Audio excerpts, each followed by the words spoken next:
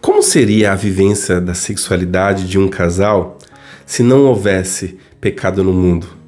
Quais foram as consequências na sexualidade depois do pecado?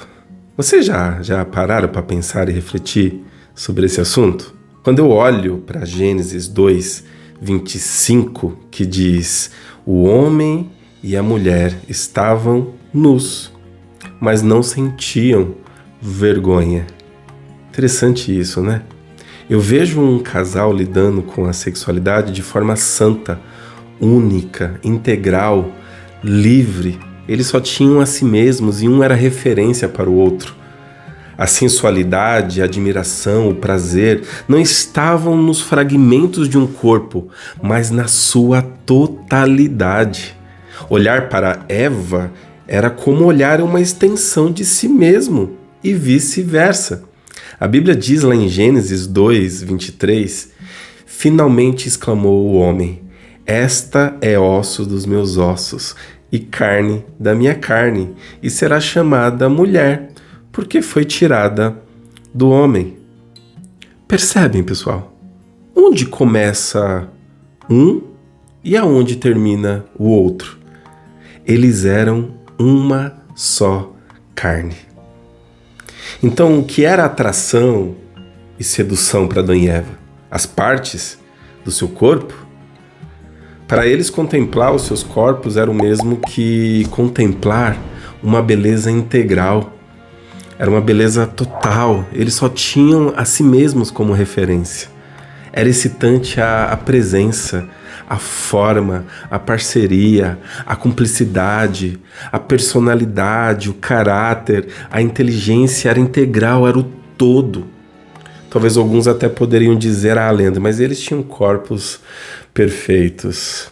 Mas aí eu pergunto, o que seria um corpo perfeito hoje em dia? Tem como a gente pensar um corpo bonito, sem referências históricas, sem influência da mídia, sem as ditaduras da beleza? Hoje em dia, olhar para o corpo inevitavelmente sofre referências de comparação. Mas você sabe qual que é a consequência do pecado nesse assunto do que eu estou falando? Vergonha do corpo, insatisfação com a forma, não se reconhecer mais nele.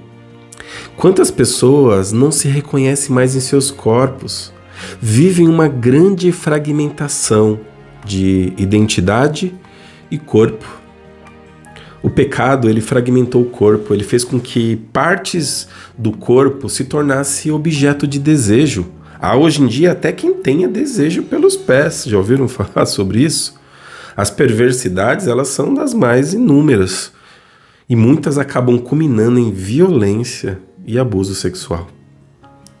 Mas lá em Gênesis 3:7, diz que depois do pecado, o casal, eles tiveram que encobrir os seus corpos. Lembram disso? A Bíblia diz assim: olha, naquele momento, seus olhos se abriram e eles perceberam que estavam nus. Por isso, costuraram folhas de figueira umas às outras para se cobrirem.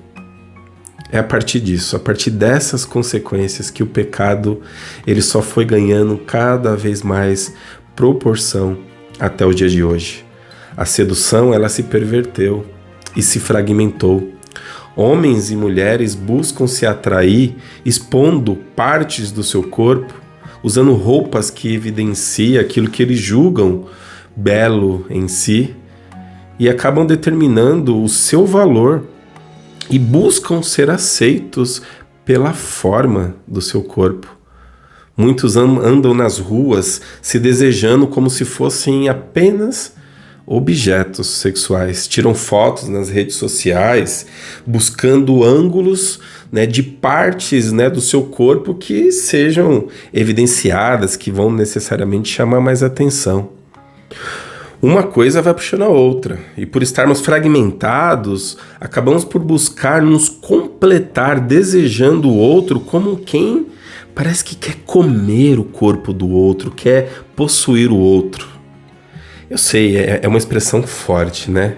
Mas não era assim que se usava essa expressão antigamente? Muitos ainda usam até hoje em dia? Ninguém entra em site pornográfico para buscar se excitar com o caráter, com a identidade, com a personalidade, com a inteligência, ou para glorificar a Deus pela beleza dos corpos dos atores e das atrizes. Não. Na verdade, se busca alimentar as neuroses e lacunas que o pecado deixou, buscando se embebedar das imagens fragmentadas dos corpos, construindo assim, constantemente uma falsa idealização de um corpo ideal. E aí chegamos à conclusão de que quanto menos consciência de pecado, mais o corpo e a sexualidade é vista de forma fragmentada. Quantos casais, pessoal, não sofrem em suas sexualidades, pois não aprenderam desde a infância a contemplar a sexualidade de forma santa, de forma pura, de forma livre, em olhar para os seus corpos e não julgá-lo, não fazer deles uma comparação com outros corpos.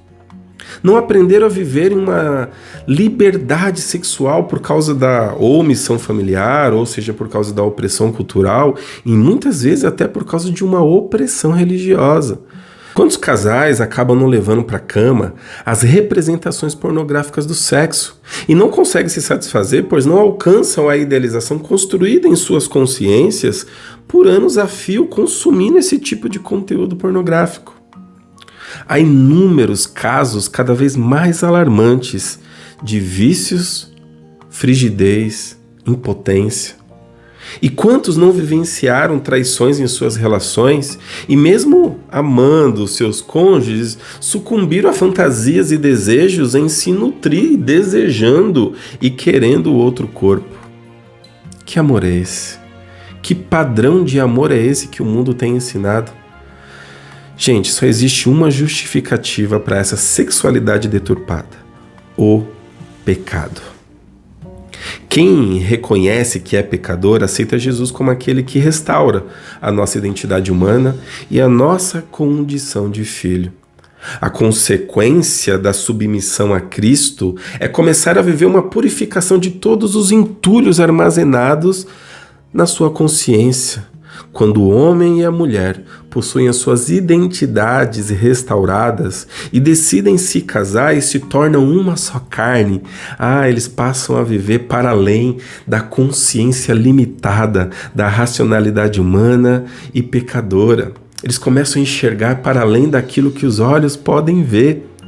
Só a partir dessa nova consciência em relação à sexualidade, o corpo de um passa a ser do outro. A admiração, o desejo, a excitação não possuem mais referências de comparação. Eles são únicos um para o outro. O que se tem de contemplação é o corpo integral do cônjuge. Cada curva, cada tamanho, cada tom, cada aroma é admirado como único e desejável. Quando a pele ela encontra com a pele, não há idealização de forma. O que existe é simplesmente desejo, amor e prazer. Esse casal consegue dizer, como está lá em Cantares 6, eu sou do meu amado e o meu amado é meu. Mulher, seu corpo é único. Elimine da sua consciência qualquer comparação. O mesmo a você, homem. Você é único diante de Deus. E isso não quer dizer de forma alguma que você não possa cuidar do seu corpo e fazer o melhor para ele. Se sentir bem, mas cuidado para você não idealizá-lo demais. Se ambos se respeitarem, se amarem, se admirarem, não haverá espaços para comparação e nem buscas fragmentadas de prazer. Queremos tudo do outro em nós e queremos entregar tudo de nós ao outro. E só é possível entender tudo isso que eu estou falando aqui para vocês, pessoal, por uma consciência espiritual e renovada em Cristo. Porque as coisas espirituais, como diz a Bíblia, só são discernidas espiritualmente. E a nossa sexualidade enquanto filhos de Deus, ela é espiritual tanto quanto é física e emocional. Mas se você não tem vivido essa realidade em seu casamento, comece reconhecendo seus pecados e busque se apropriar da sua verdadeira identidade como filho de Deus, para que o seu olhar em direção ao seu cônjuge seja diferente, seja santo, seja único, que você não olhe para ele com vias de comparação. E se você não sabe por onde começar a se apropriar da sua identidade, dia 7 agora de março, às 20h30, eu vou fazer uma live falando sobre esse assunto e aprofundando sobre essa temática, o corpo e a vivência da sexualidade no casamento. Inclusive, haverá também nesse dia o pré-lançamento do meu curso, chamado Identidade ao Máximo. O lançamento oficial será no dia 14, mas agora no dia 7 eu farei um pré-lançamento com condições especiais só para quem estiver assistindo a live lá comigo, tá bom? Nesse curso eu quis compartilhar um pouquinho destes quase 15 anos de processo terapêutico, de terapia clínica, e esses mais de 25 anos de conversão, tentar ajudar os filhos a se apropriarem das suas verdadeiras identidades. Nesse curso, eu falo sobre os nossos processos históricos, eu falo sobre autoestima, sobre autoimagem, eu falo sobre personalidade, falo sobre as emoções e falo também sobre sexualidade. Haverá uma aula nesse curso onde nós aprofundamos justamente aquilo que eu estou tratando aqui nesse vídeo. Além disso, também falamos sobre missão, propósito e sobre tudo aquilo que de alguma forma vai fazer você fortalecer e buscar sua identidade ao máximo.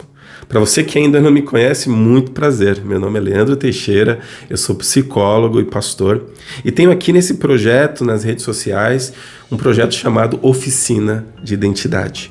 É um espaço para ajudar os filhos a se apropriarem da sua condição de filho. Se você quiser saber mais sobre o curso e sobre muitos outros conteúdos sobre essa temática identidade, é só me seguir nas redes sociais ou no meu Instagram, @Oficina de Identidade. E se você está assistindo nesse vídeo aqui pelo YouTube, não deixe de dar o seu like, não deixe de se inscrever, isso ajuda esse conteúdo a chegar para outras pessoas. Ative também as notificações para você receber as informações dos próximos vídeos. Eu gostaria muito que você, se possível, deixasse aqui o seu comentário, como você tem experienciado essa questão da sexualidade, traga o seu testemunho, porque talvez a sua experiência, as suas dúvidas possam abençoar outras pessoas, tá bom? Que o Senhor nos conduza a viver uma sexualidade santa, integral e livre, como Ele tem desejado para cada um de nós. Que Deus abençoe a sua família.